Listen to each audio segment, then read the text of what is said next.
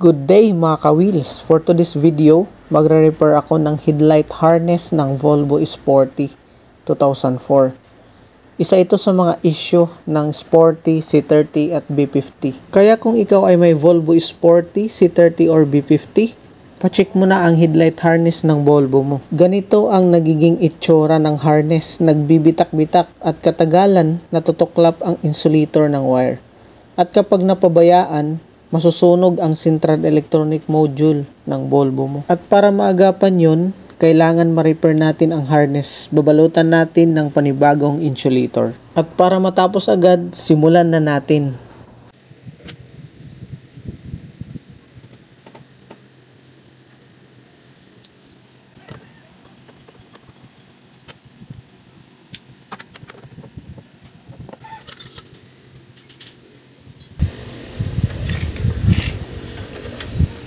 Yan, may access na tayo. Pwede na natin mahugot yan. Ayan o.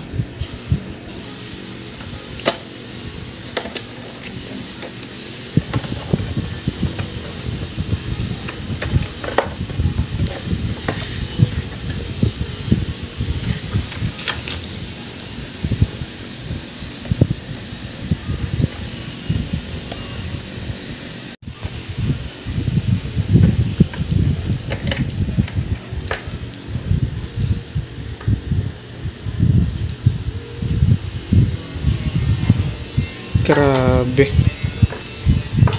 Tingnan nyo yan.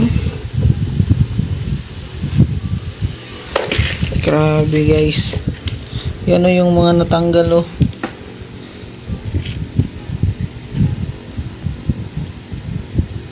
Insulator to eh. Yan o. At dito nga ay na-repair na natin. Napalitan ko na ng bagong insulator. Salpak na lang ng headlight harness. Nalagyan ko na rin to ng sealant. Ayan kung makikita nyo. Bago na yung sealant yan. Bali lens na lang. Tapos na to. Yan, nalagyan ko na dito ng lens.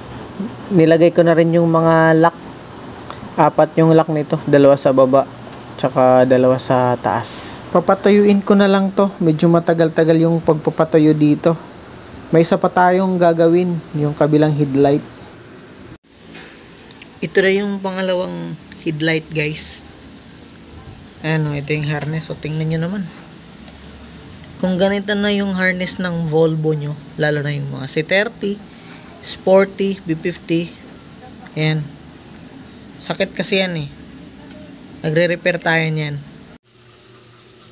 Time check, 10:43 ng gabi. Overtime tayo guys. Tapos na. Naikabit ka na.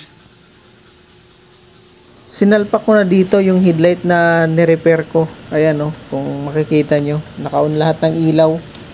Low beam, high beam, hazard, park light. So, tingnan natin kung umiilaw lahat.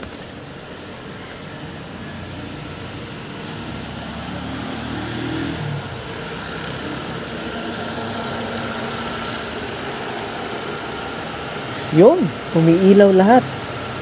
High beam, low beam, parking light, at saka hazard. Sa kabila, goods, gumagana din. Kaya kung ang Volvo mo ay Sporty, C30, or B50, at nakita nyo na bitak-bitak na yung harness ng headlight, message us on Facebook, Willbidder Auto Services, at i-repair natin yan. Thank you for watching and see you on my next video.